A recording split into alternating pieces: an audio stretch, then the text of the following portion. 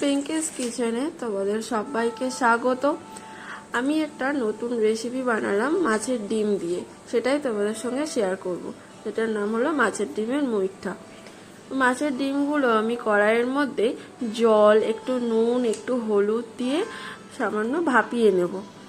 তারপর আমি একটা পেঁয়াজ সামান্য করে ছোট্ট ছোট্ট করে কুচে নেব, আর একটা পেঁয়াজ একটু বড় বড় করে কাটবো। তারপর ধনে পাতা, একটু টমেটো, লঙ্কা এগুলো কুচিয়ে নেব।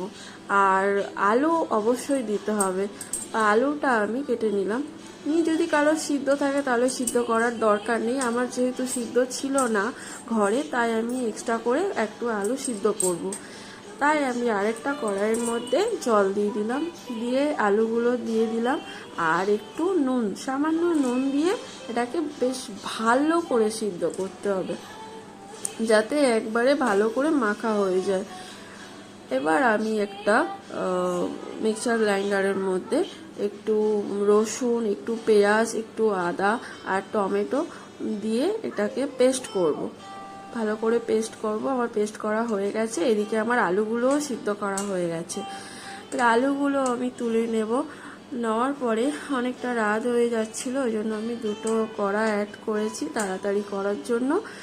আরেকটা কড়াইয়ের মধ্যে আমি ওদিকে তেল দিয়ে পেঁয়াজটাকে ভাজতে দিয়েছি, আর আমি এদিকে এই জিনিসটাকে মাখবো।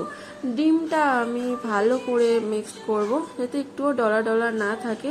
এর মধ্যে আমি লঙ্কা কুচি, পেঁয়াজ কুচিগুলো অ্যাড করে দেব, আর যে ধনে পাতা কুচি ছিল সেটাও এর মধ্যে দিয়ে দেব।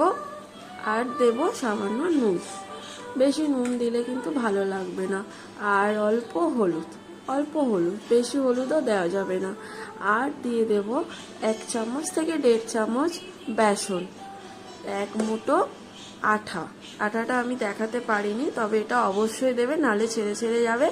আর আলুগুলো এর মধ্যে দিয়ে দেব। আলুগুলো দিয়ে ভালো করে মেখে নেব। আটাটা কিন্তু না দিলে তেলে যখন ভাজতে যাবে তখন কিন্তু সব ছেড়ে ছেড়ে যাবে।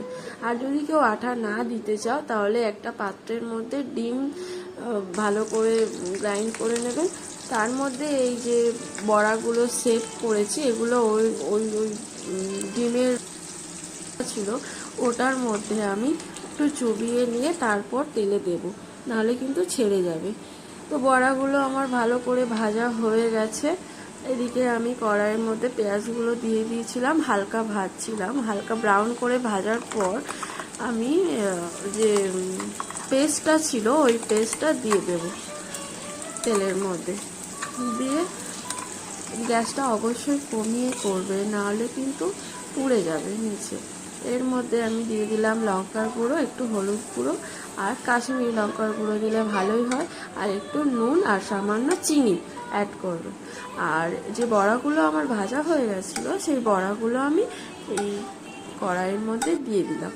দিয়ে আমি একটু হালকা নাড়াচাড়া করবো, বেশি নাড়াচাড়া করবো না, ভেঙে যাবে। এর মধ্যে গরম মশলা দিয়ে নামিয়ে নেবো।